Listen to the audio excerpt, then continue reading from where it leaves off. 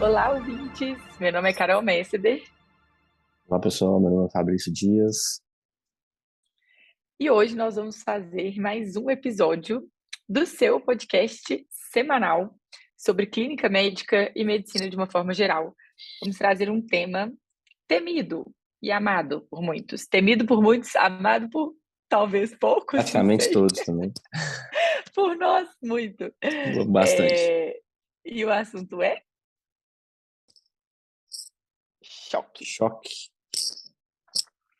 É, Bom, nossa ideia de trazer esse assunto, primeiro foi porque é, tem muita coisa para falar de choque, né? Para variar, nós não vamos conseguir esgotar o tema aqui nesse primeiro episódio sobre choque. A ideia é trazer alguns conceitos importantes, talvez pontos chaves aí de dificuldade que a gente vê na nossa prática médica, auxílio na classificação, um pouquinho da abordagem, vamos falar sobre tratamento. Eu acho que a gente vai pincelar os principais tópicos e talvez a gente pode até marcar outros encontros para a gente aprofundar mais nesse tema. A ideia, o desafio está lançado, que é 30 minutos. 30 Choque minutos. em 30 minutos. Então, vamos lá. O Então cronômetro vamos. está rodando. Bora lá. Começando para sempre inicia do começo, né, igual a gente gosta de Começa do falar, começo, exatamente. e começa do começo. Então, e é sempre com o conceito, né? Então assim, qual o conceito de choque, né? E por que choque é tão importante? Primeiro pela prevalência, né? E pela incidência no nosso dia a dia. E como que a gente vai conceituar? Choque nada mais é do que a manifestação ou a expressão clínica do que da hipoperfusão tecidual causada pela incapacidade do sistema circulatório de manter a oxigenação das células. Então, eu vou ter hipoperfusão causando baixa da oxigenação, né, dificuldade de oxigenação celular e com isso é, consequentemente, disfunção orgânica, né? Disfunção celular pela hipóxia, pela, pela dificuldade dessa oxigenação. Então, assim, o choque, e por que da importância, eu falei da alta prevalência e alta incidência, e porque tem que ser também uma emergência que tem que ser reconhecida muito rápido e tratada rapidamente, né? Bem manejada e bem controlada rapidamente, porque isso muda a mortalidade, né? E morbidade também. E também muito importante, a gente vai falar depois das fases do tratamento do choque. Se eu consigo fazer um diagnóstico rápido, uma intervenção precoce, o caminho que eu vou percorrer durante o tratamento, ele vai ser mais curto também. Falamos do Perfeito. conceito. Eu acho que uma coisa que pega em relação a esse assunto é talvez a dificuldade conceitual mesmo em relação às diferenças entre má perfusão e hipotensão. Ou seja, choque, toda hipotensão é choque? Isso é uma pergunta muito legal, Carol, muito legal mesmo. Que a gente vê Nem, direto, né? Assim, o pessoal se enrolando nesse quando vai acompanhar, vai abordar um paciente hipotenso. uhum, Nem é, toda hipotensão é choque, né, gente? Então, respondendo a pergunta, nem toda hipotensão é definitivamente choque, não. né? E pode ter choque sem hipotensão. É raro, é mais E isso é difícil? Sim, né? isso é um conceito muito importante mesmo. Conceito de hipotensão relativa, né? A gente vê isso com Isso. frequência, né? A Dentro gente estava da conversando hoje sobre um paciente lá no sala de CTI emergência, da que terapia estava intensiva, né? exatamente com uma hipotensão relativa, é hipertenso, estava mantendo uma hipertensão de super difícil controle, com uso de vários antipertensivos para controlar, e de repente a gente teve que tirar todos os antipertensivos. Não chegou a fazer uma hipotensão clássica, com aquela média Não. menor do que 65, que é o conceito que a gente tem mais bem definido. Mas, para essa paciente, 110 por 60 era uma hipotensão relativa. Então, acho que isso aí já começar entregando esse conceito vai ser maravilhoso, o vídeo conseguir entender isso. Importante demais, igual nesse caso. Ele tá, ele tá chocado? Ele tem sinais de hipoperfusão tecidual? Sim, tem. Então tem choque. Então, assim, Isso, aí, perfeito. E quais são os sinais? Já que você começou, entrega. é, sinais de hipoperfusão tecidual. Vamos pensar primeiro nos sinais e sintomas, né? Eu vou ter alteração no nível de consciência, tá? Esse paciente ele pode estar mais hiporresponsivo, tá? Por quê? Por hipoperfusão tecidual, né? Por hipoperfusão cerebral, né? Então ele vai ter essa alteração no nível de consciência como um primeiro problema. É, a gente vai ter alteração na pele, né? Uma pele que muitas vezes ela pode estar mais, em alguns casos, mais fria, principalmente as extremidades, mais sudorese, a gente fala, né, que é a sudorese fria. O tempo de enchimento capilar desse paciente, ele vai estar aumentado. Lembrar aí do Andrômeda Shock Trial, né, que é um estudo grande, até da América Latina, é, em que ele fala da tempo de enchimento capilar como no diagnóstico e monitorização do paciente com choque. Então, isso é muito importante. Os pulsos, habitualmente pulsos finos, é, a- um- em alguns casos acelerados, com taquicardia. Eu vou ter alterações no hábito, no fluxo urinário, na quantidade de urina. Então, assim, oligúria, então, ou seja, disfunção renal. Eu posso ter alterações hepáticas por hipoperfusão. Eu não estou falando de hepatite isquêmica, tá? Eu estou falando de alteração de função hepática por hipoperfusão tecidual, né? Alterações no sistema digestivo, às vezes a gente vê um ilho, por exemplo, por hipoperfusão. Então, é, eu posso ter manifestações de é, no, no sistema, muitas vezes, eu já falei de neurológico, manifestações Você passou respiratórias, por acho que você passou é, por todos mesmo. é, Neurológico, que chama muita atenção. A questão da pele, gente, é importante a gente avaliar. Tem um score para isso, que é o Motilin Score, que a gente consegue, é uma avaliação prognóstica mesmo e de gravidade. Então, a gente tem alteração ali que começa no joelho. Nós vamos colocar lá, que para quem está acompanhando no YouTube, a gente vai colocar uma foto para vocês verem. E a ideia é que é quanto maior, começando do centro do joelho, quanto maior essa alteração, esse multilin, que é parecido com um livedo ali, que você é, começa a ver a rede a circulatória, pele mosqueada, né? é, isso, a Que a gente pele fala. mosqueada. Quanto maior isso, pior o choque e pior o prognóstico. Então, isso é super bem descrito na literatura, é validado, é uma forma da gente acompanhar e da gente prever o prognóstico desse paciente. Então, falamos de pele, falamos de sistema neurológico, tempo de enchimento capilar, o Andromeda Trial é maravilhoso, a gente vai citar sempre por aqui, porque foi um estudo de não inferioridade, comparou lactato com tempo de enchimento capilar e o tempo de enchimento capilar não foi inferior ao lactato. E olha que perfeito, a gente tem uma ferramenta beira-leito para avaliar esse paciente. Inclusive, ele é útil não só na avaliação inicial, no diagnóstico, mas também no acompanhamento É, né? e na avaliação da resposta desse paciente. Então, a gente está falando aí para vocês de ferramentas clínicas, né? Até agora, a gente não precisou de exame. Então, Nem débito falo de nada. urinário, se o paciente está oligúrico, isso é uma coisa que a gente tem que prestar atenção, é um sinal de hipoperfusão. Então, para responder a pergunta que a gente fez, toda hipotensão é choque? Não. Todo choque tem hipotensão? Também não. Como que eu vou diferenciar um e outro? Eu tenho um paciente hipotenso, como é que eu vou saber se ele está chocado ou não?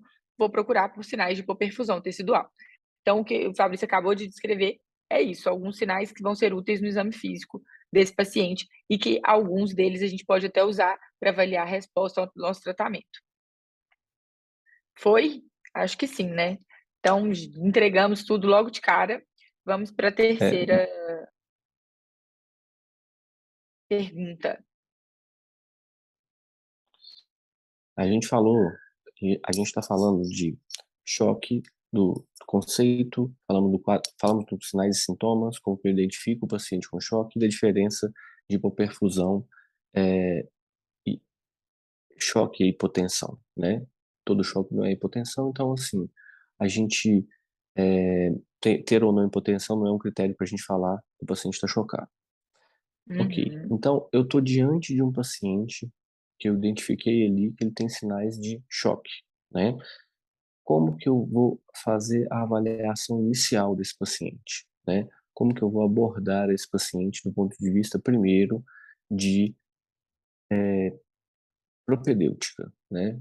Eu falei a gente falou do exame clínico, a gente falou da avaliação inicial ali dos sinais e sintomas, de propedêutica.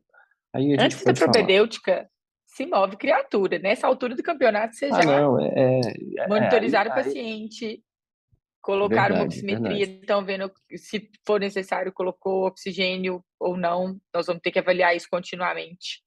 Acesso venoso, eletro, exame físico completo. E só no exame físico completo, só procurando as coisas no exame físico, sem preguiça, a gente vai achar sinais e sintomas de hipoperfusão. É, Então, é importante a gente ressaltar isso. Esse eu paciente é um acho, paciente que fica na sala vermelha, não é um ele paciente que você está na vai sala de acompanhar emergência, na rede. ele está no É. CTI, ele está no ambiente de monitorização, né? O Ou móvel, se eu não acho que ele tiver, vai ser tem relevado que para estar, lá, né? né? Ele tem que estar, né? Então, Sim. assim, o move, ele nos move mesmo, né? Assim, na sala de emergência, ele vai ser o nosso beabá, né? Então, o meu paciente está, eu não vou, a gente não está falando de tratamento ainda, a gente está falando de propedêutica, né? Então, assim, a gente está falando de como que eu vou avaliar esse paciente. É uma ferramenta excelente para a gente fazer isso, que está cada vez mais disponível, tanto na sala de emergência quanto na terapia intensiva, e pode ser usado, inclusive, nas unidades de internação, dependendo do serviço que você trabalha, você pode conseguir avaliar e buscar em algum setor do hospital que tenha, é o ultrassom point of care. Eu acho que o ultrassom merece discussão, um curso, mas aqui a gente vai só citar como que ele Nós pode vamos ser entregar usado. tudo desse Tudo não vai ter jeito. como, né? Tudo eu acho que é Não, impossível, em né? 30 minutos, eu acho que só Tu- citasse o ultrassom já ia dar essa aula, não tem exatamente. como, 30 minutos. Mas a gente vai tentar aqui mostrar rapidamente como que esse ultrassom pode ser usado na prática. Então, assim, Difícil falar de medicina, de boa prática médica, principalmente de choque, sem falar de ultrassom point of care, né, do POCUS lá, que é o Focus que a gente sempre fala. exatamente. É, tem É impossível sido a você, melhor prática mesmo, tanto no ambiente de terapia intensiva quanto na sala de emergência. Isso é uma realidade. Deixou de ser um sonho há alguns anos já e tem que ser nossa realidade mesmo.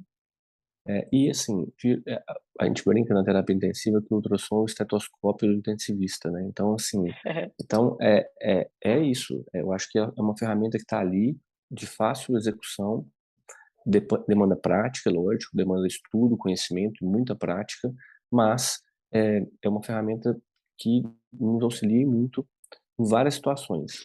E talvez uma das utilizações principais do ultrassom point of care é na identificação do paciente, não do paciente com choque, mas no diagnóstico diferencial. Ele nos ajuda muito.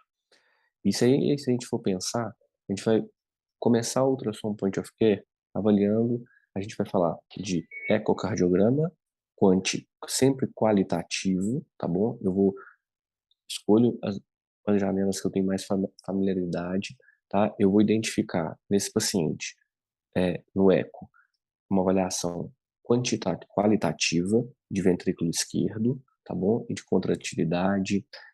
Eu posso avaliar as câmeras direitas, procurando dilatação, sinais aí de possíveis disfunção de ventrículo direito e até choque obstrutivo, derrame pericárdico, né? Então, que eu vou ver se esse paciente tem um derrame pericárdico volumoso, ele pode ser essa a causa do choque, Pode ser um e tamponamento cardíaco, né? pode ser um tamponamento cardíaco ou não, é, no ventrículo direito, né? Pode ser uma embolia pulmonar causando disfunção grave de VD e por isso outro choque,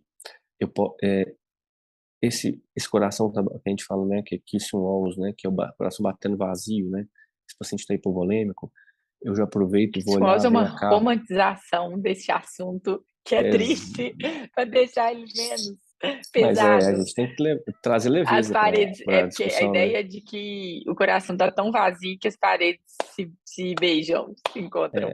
Isso a gente pode ver, às vezes, o paciente está hiperdinâmico, muito taquicárdico, ele tem algum déficit segmentar importante, ele está com uma hipocinesia difusa. Isso a gente consegue fazer de uma maneira rápida, né?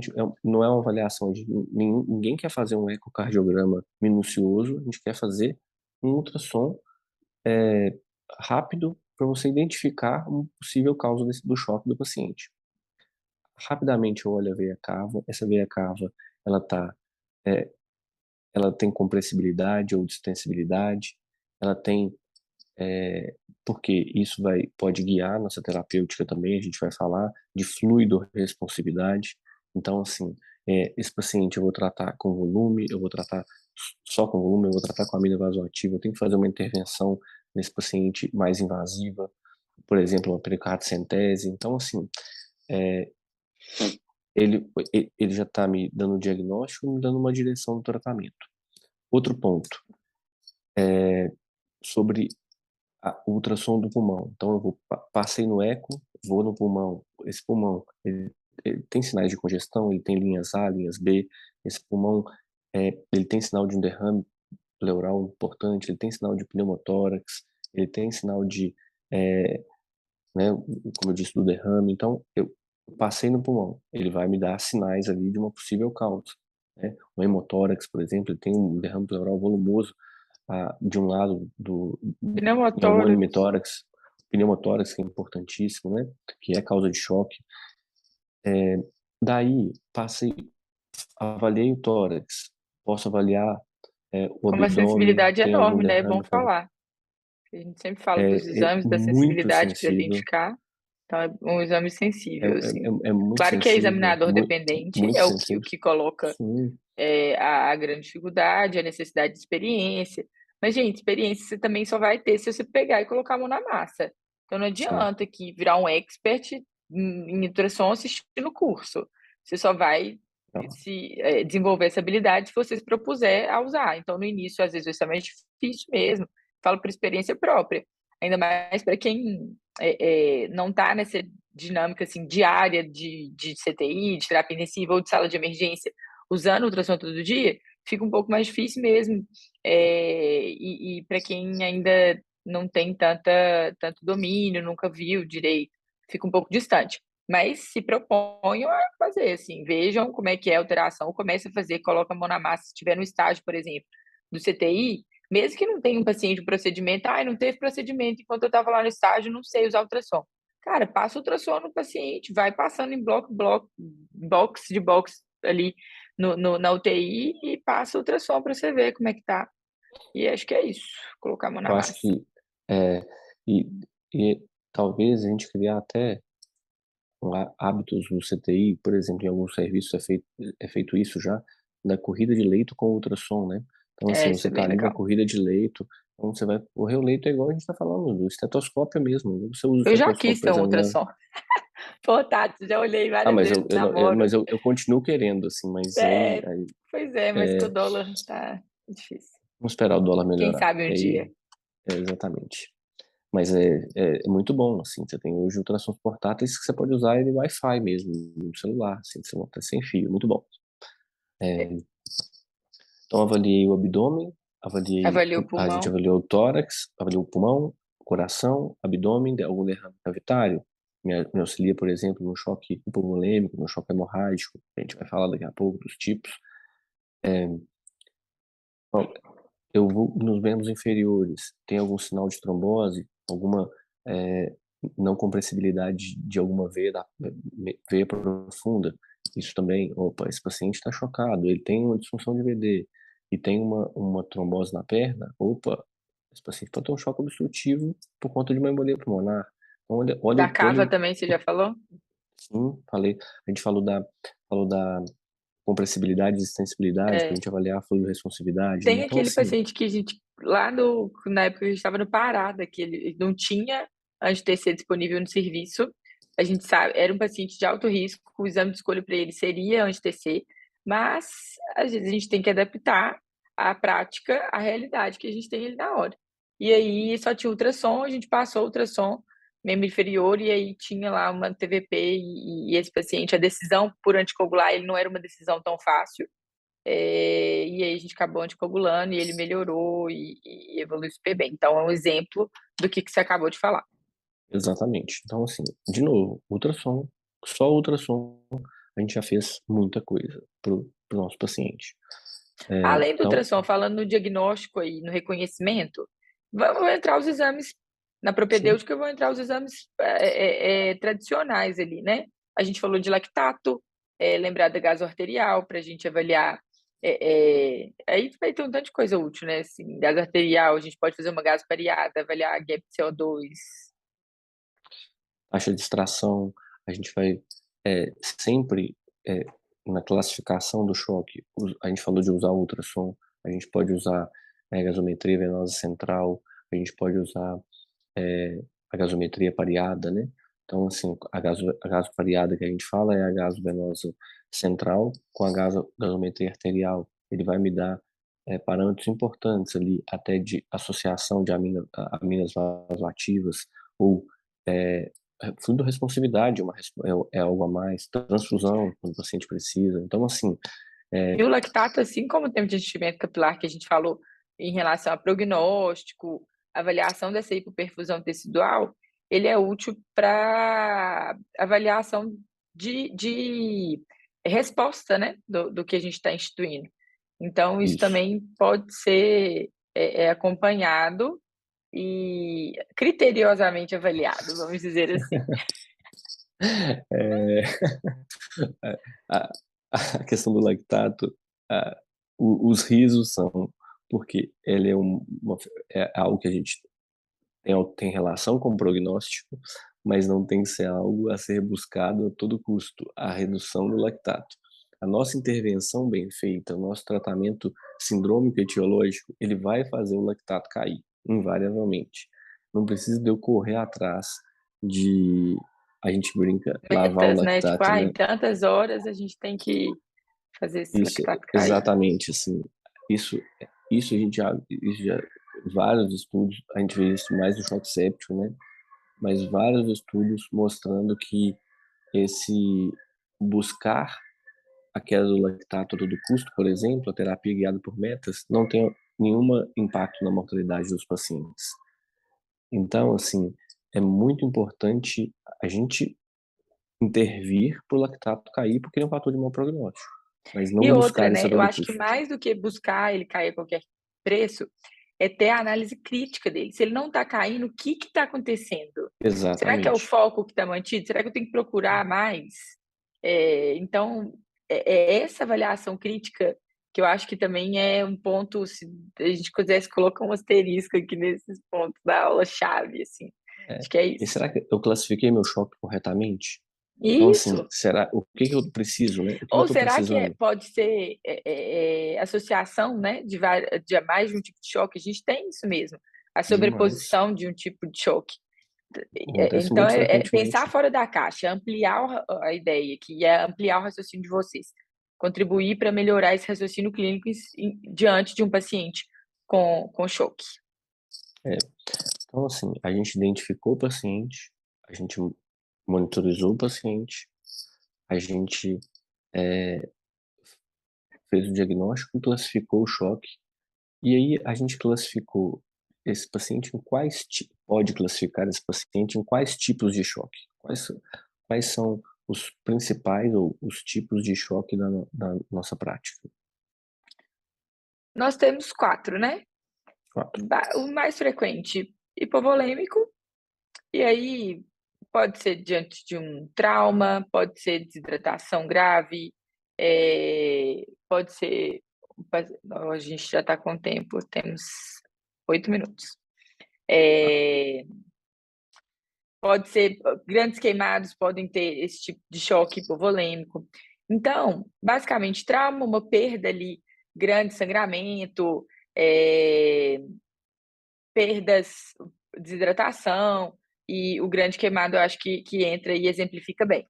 E Sim. aí, a depender de isso não dá para a gente entrar aqui agora, mas só saber disso, talvez a gente consiga colocar essa tabela no vídeo do YouTube e nas nossas referências, é que nós vamos usar as manifestações clínicas para tentar entender e classificar a gravidade desse choque hipovolêmico, porque as nossas medidas vão depender disso.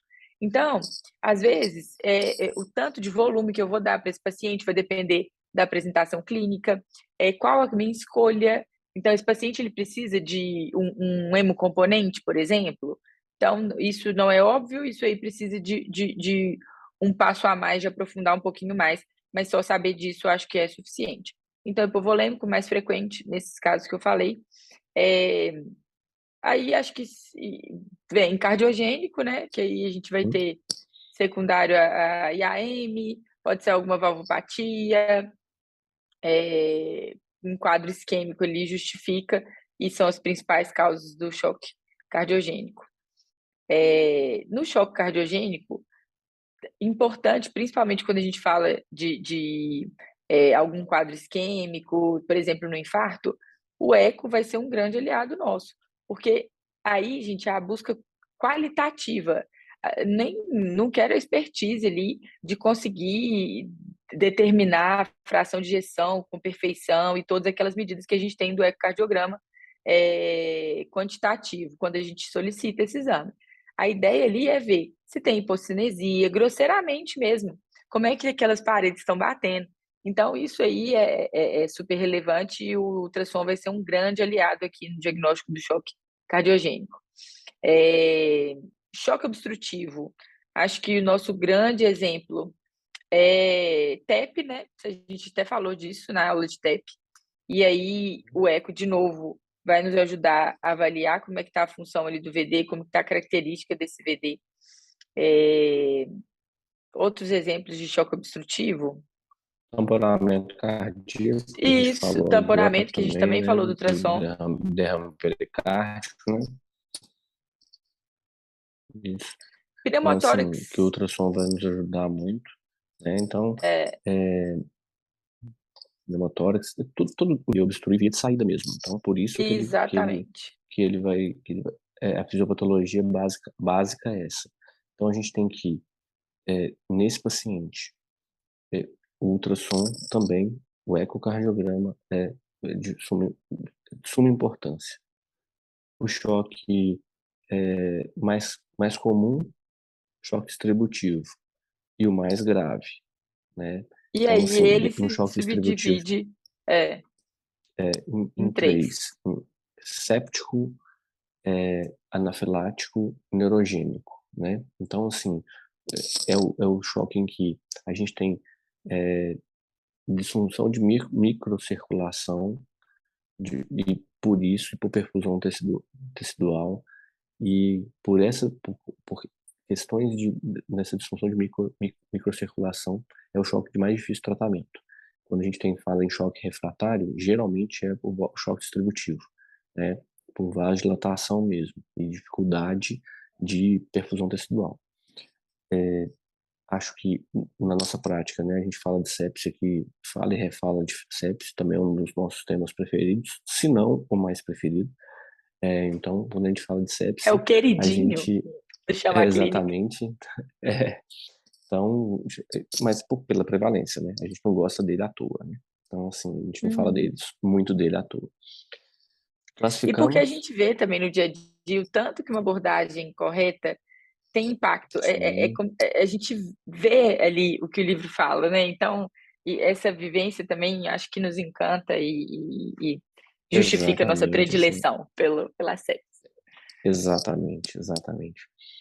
E aí, então, assim, falamos do conceito, a diferença de hipotensão e má perfusão, né? Assim, o que é choque, o que é hipotensão. Falamos do diagnóstico, dos exames laboratoriais e o ultrassom. Falamos do tipo de choque, sobrou o tratamento, né? Isso. E no É, tratamento, a gente pode, sim, sem entrar muito, porque aí vai ter peculiaridades a depender de cada subtipo ali, de cada tipo de choque. Eh, Primeiro, as fases, né, ele é dividido em 4 fases, a gente eu pode acho que dizer assim grosseiramente. é, eu acho que isso resume bem, né, o tratamento do choque, né. Isso. Primeiro, reiterar o MOV, esse paciente, nós já estamos considerando que todo mundo que assiste esse podcast já colocou monitorização oxigênio veia, oxigênio nos que precisam, veia, 2 acessos venosos, e já fez um exame físico bem feito, né, e um eletrocardiograma Uhum. naqueles indicados. Então, eu vou ter uma fase de salvamento, vou tirar aquele paciente do risco iminente de morte, né. Então, assim, essa é uma das fases primordiais.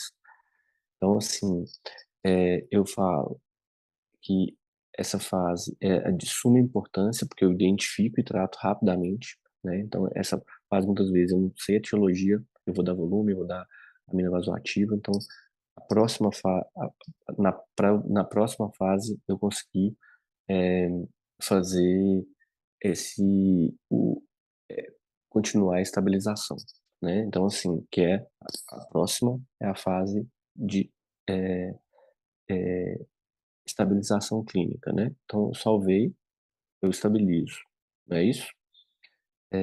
Então, quando, eu falo de estabilização, aí eu vou classificar meu choque, eu vou tratar etiologicamente o que que eu preciso tratar e a gente continua, buscando, eh, otim eh, eu cuidar para o meu paciente, sair rápido daquela condição que está ameaçando a vida dele. Beleza.